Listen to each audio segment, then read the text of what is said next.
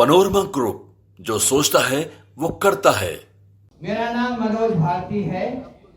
मैं जन स्वराज पार्टी का कार्यवाहक अध्यक्ष अभी नियुक्त हुआ हूँ।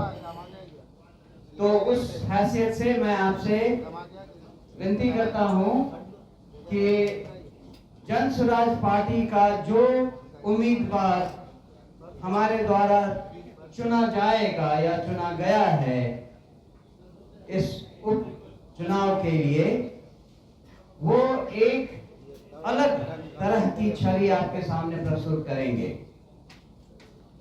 इसी संदर्भ में हम आज आपको ये बताने आए हैं कि जन स्वराज पार्टी के लिए बेलागंज कॉन्स्टिट्यूएंसी से हमारे उम्मीदवार होंगे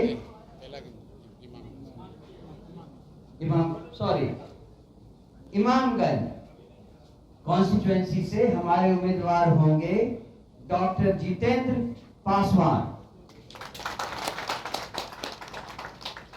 डॉक्टर साहब अपने यहाँ सभी लोगों के बहुत अच्छी तरह परिचित हैं। एक बहुत ईमानदार और स्वच्छ छवि के नेता वो आपको देंगे, जो जिंदगी भर उन्होंने कमजोर वर्ग के लोगों को, बच्चों, महिलाओं वगैरह को मुफ्त इलाज करने के लिए वो पूरी कॉन्स्टिट्यूएंसी में जाने जाते हैं। मैं डॉक्टर जितेंद्र पासवान से अनुरोध करूंगा कि वो आपको अपने बारे में दो शब्द कहें।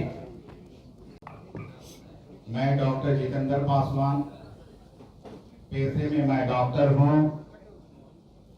पूरे इमामगंज विधानसभा क्षेत्र को जनता मेरे पास आते हैं पेशेंट बन के, मैं उनको इलाज करता हूं। पैसा रहे ना रहे मैं इसका कोई परवाह नहीं किया, मैं उसका इलाज भी करके भेजने का काम किया। 2011 से 2022 तक लगातार सैफगंज पंचायत का जनप्रतिनिधि भी रहा हूं। कोरोना जैसे महामारी में बड़ा हॉस्पिटल शेटर बंद हो गया था। उस स्थिति में डॉक्टर जितेंद्र ने जनता के प्रति अपना हॉस्पिटल खोल के खड़ा था। आने वाला प्रवासियों के लिए 2-3 क्वारंटाइन सेंटर चलाने का काम किया, उनको रहने खाने का व्यवस्था किया, उनको सोशल डिस्टेंस पालन करने के लिए जन जागरूकता अभियान चलाने का काम किया। हर स्थिति परिस्थिति में उनके साथ खड़ा रहा, रात को रात नहीं चिन्हा, दिन को दिन नहीं चिन्हा। कभी भी जरूरत रहा, चाहे वो ऑक्सीजन का हो, चाहे वो किसी समस्या के हो, गरीब जनता के प्रति हम खड़ा रहे। अगर हमें मौका मिला तो पूरे इमामगंज विधानसभा को क्षेत्र को घर परिवार की तरह चलाने का काम करूंगा। इसी चंद बातों के साथ अपनी बातों को विराम देता हूं। धन्यवाद। पासवान जी को मेरी ओर से, जन स्वराज परिवार की ओर से बहुत बधाई और शुभकामना। जन स्वराज अभियान से जुड़े हुए हम लोग के साथी 2 बार के पूर्व विधायक किशोर कुमार मुन्ना जी, पार्टी की ओर से इमामगंज में जन स्वराज के प्रत्याशी के कैंपेन की जिम्मेवारी किशोर कुमार मुन्ना जी के कंधों पर होगी। अब मैं आपसे गुजारिश करूंगा कि हमारे साथी जो हमारे बगल में अमजद भाई बैठे हुए हैं, इनकी बात सुनिए और बेलागंज को लेकर इनकी जो सोच है ये इनका, क्योंकि पार्टी ने बेलागंज में अमजद भाई को उम्मीदवार बनाने को तय किया था। अब अमजद भाई यहाँ आपके साथ बैठे हुए हैं, आपको आपके सामने अपनी बात रखेंगे और फिर आपके सवाल में इसके बाद लूँगा। मैं बेलागंज में आपके 2001 में मुखिया बने थे, 5 साल मुखिया रहे। उसके बाद 2005 में पहला चुनाव लोजपा से लड़ा, 9000 वोट से हम हार गए थे। दूसरे उसी आपके 6 महीने के बाद जदयू से चुनाव लड़े थे, उन्हें 5900 वोट से हम हारे थे। तीसरी बार जो है आपके 2010 में चुनाव हम लड़े जदयू से, तो मात्र आपके 41 या 4200 से हम चुनाव हारे थे, जिसका कारण ये था कि वहाँ तीर धनुष जो है एक कैंडिडेट गया था और मेरे ही वोट 8900 कटा, जिसके कारण मैं चुनाव हार गया। तब से अभी तक हम राजनीति में सक्रिय रहे हैं, लेकिन कुछ दिन पहले 4-5 महीने पहले लमसम जन स्वराज पार्टी में मैं ज्वाइन किया और इन पर पूरी आस्था के साथ विश्वास किया और इनके साथ कंधा से कंधा मिलाने का काम किया है। अभी जो है बेला में उपचुनाव होने वाला है। हमारे सांसद मुझे टिकट देने का काम किया, लेकिन मैं वहाँ के एक प्रोफेसर खिलाफत साहब हैं, मैं उनको कैंडिडेट बनाने का काम किया है और पूरी कोशिश रहे कि उनको जिताने का काम करेंगे और बेला किसी भी हाल में हम जीत कर आएंगे। इसी चंद शब्दों के साथ मैं अपना वाणी को समाप्त करता हूँ। जय हिंद, जय जन स्वराज। जन स्वराज की ओर से बेलागंज में मैथमेटिक्स के प्रोफेसर खिलाफत साहब जन स्वराज के आधिकारिक कैंडिडेट होंगे और इमामगंज में जन स्वराज की ओर से डॉक्टर जितेंद्र पासवान को उम्मीदवार बनाया गया है। जन स्वराज की ओर से इमामगंज में चुनाव के प्रभारी पूर्व विधायक किशोर कुमार मुन्ना जी होंगे और बेलागंज में चुनाव के प्रभारी अमजद भाई होंगे। इनके नेतृत्व में, इनके मार्गदर्शन में, इनके सहयोग से पार्टी यहाँ चुनाव लड़ेगी और सब लोग मिलकर हम लोगों का प्रयास होगा कि जन स्वराज अभियान में जो बिहार की जनता को हम लोगों ने वादा किया है कि जो कोई भी चुनाव लड़े वो स्वच्छ छवि का हो, बिहार को सुधारने का जज्बा और मंशा रखता हो। जन स्वराज के अभियान के जितने भी प्रत्याशी हैं ये यहाँ के जनता के बीच से निकाले गए हैं। उनके मत को सुनकर हम लोगों ने प्रयास किया है कि जो जनता चाहती है उसके हिसाब से टिकट दिया जाए। ये पटना में किसी कमरे में बैठकर उम्मीदवार नहीं तय किए गए हैं। कोई ये नहीं कह सकता है कि उसने 1 रुपया भी दिया हो उम्मीदवारी के लिए, कोई पैरवी नहीं। जिसको भी जनता ने चुना उसको हम लोगों ने अपना उम्मीदवार बनाने का प्रयास किया है। अब क्षेत्र की जनता पर है कि वो सही लोगों को वोट देती है या नहीं देती है।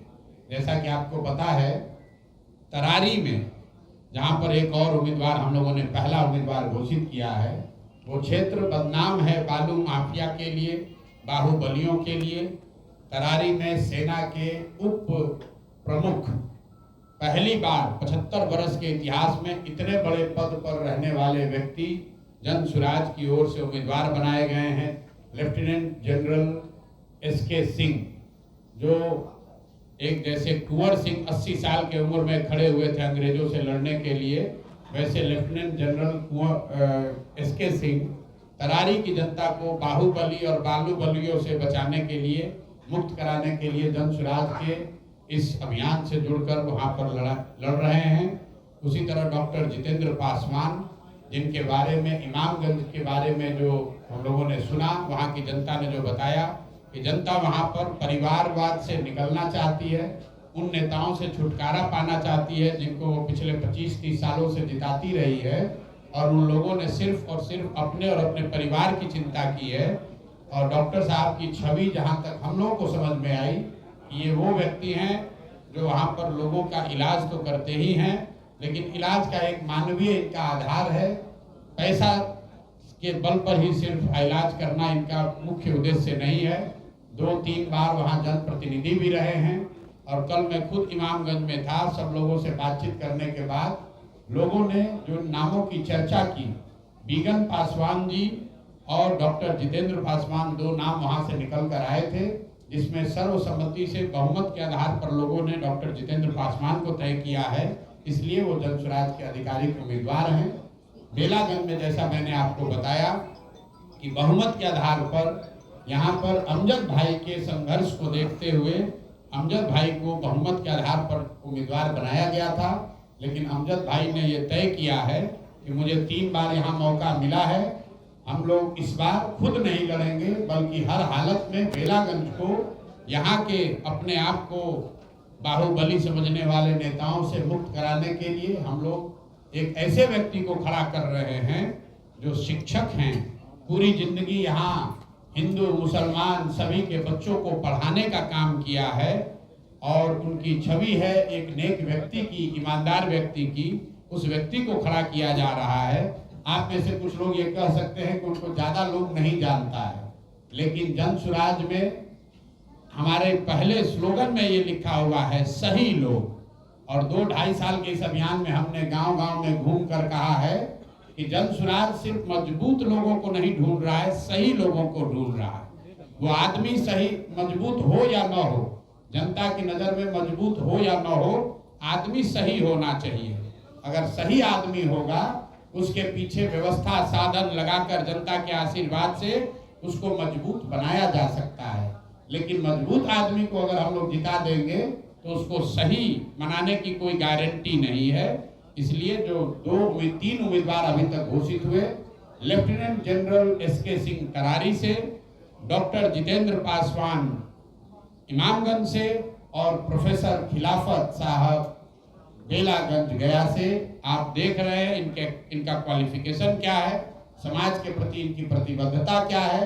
इनके चयन में जाति आधार नहीं है, इनके चयन में सिर्फ और सिर्फ इनकी काबिलियत और समाज के प्रति इनका नजरिया, समाज के प्रति काम करने का इनका जो जज्बा है, सिर्फ और सिर्फ यही आधार है।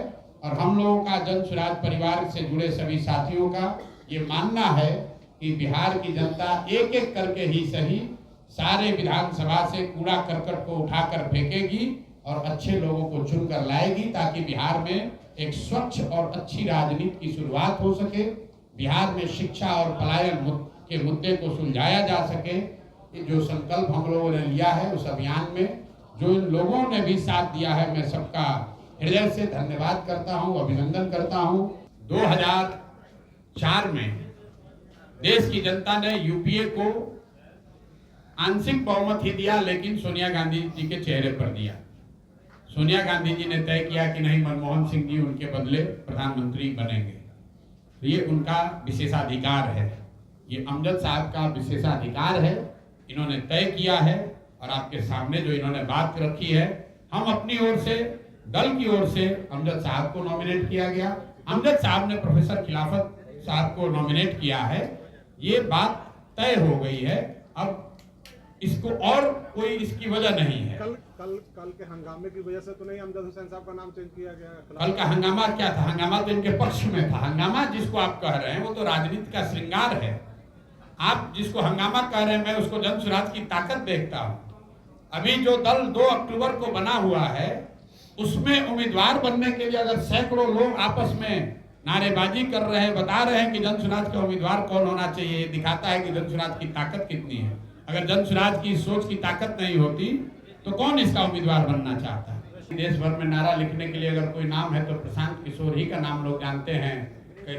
आप झकझोरना अपने को चाहते हैं तो आप झकझोर लीजिए, हम झकझोरने नहीं आए हैं। हम बिहार की जनता को झकझोरने नहीं आए हैं।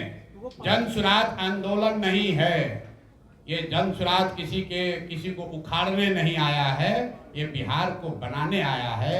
आप दैनिक भास्कर के डिजिटल के संवाददाता हैं तो आपने पहले भी मेरी बात सुनी होगी। प्रशांत किशोर का जन सुराज का आंदोलनों में कोई यकीन नहीं है। मानव सभ्यता के इतिहास में आज तक फ्रांस की क्रांति को अपवाद के तौर पर हटा दीजिए तो किसी भी आंदोलन से समाज का भला नहीं हुआ है, सृजन नहीं हुआ है। बगल बैठने वाला कोई ऐसा अधिकारी सलाहकार नहीं है जो शराब माफिया से पैसा नहीं पा रहा है। छपरा में आज 2 दिन पहले जो घटना हुई है, 1.5 साल पहले उसी छपरा में 70 लोगों की दुखद मृत्यु हुई है। और हम लोग के मुख्यमंत्री ने इतना भी गवारा नहीं समझा कि एक बार जाकर लोगों से पूछें कि क्या हुआ। जब 60-70 मृत्यु होती है तो पत्रकार भी जगते हैं। मैं 2.5 साल से पैदल चल रहा हूँ, बिहार का कोई ऐसा पंचायत नहीं है जहां 2, 4, 5 लोगों की मृत्यु जहरीली शराब से नहीं हुई है। लेकिन नीतीश कुमार उस राजा की तरह हो गए हैं जिसको पूरे बिहार को मालूम है कि शराबबंदी फेल है, घर घर शराब मिल रहा है, लेकिन नीतीश कुमार का अहंकार है कि वो कह रहा नहीं शराबबंदी रहेगा, लोग मरे या जिए। ये उनका अहंकार है। मैंने पहले कहा है कि 3S शराबबंदी, सर्वे और स्मार्ट मीटर, ये नीतीश कुमार के राजनीति के ताबूत में अंतिम 3 कील हैं। जो लोग भी इस बार जदयू के टिकट से लड़ेंगे उनको जनता दौड़ा कर मारने वाली है। फर्जी शराबबंदी के चक्कर में, सर्वे के चक्कर में, जमीन के सर्वे के नाम पर जो लूट हो रही है उसके लिए, और जनता को डरा कर दबा कर जो स्मार्ट मीटर लगाया जा रहा है वो, ये 3 एस नीतीश कुमार के कैरियर को बिल्कुल सील कर देगा। इस बार उनको इतना भी सीट नहीं मिलेगा कि वो किसी से कोई समझौता गठबंधन कर पाए। चलिए भैया, बहुत बहुत धन्यवाद।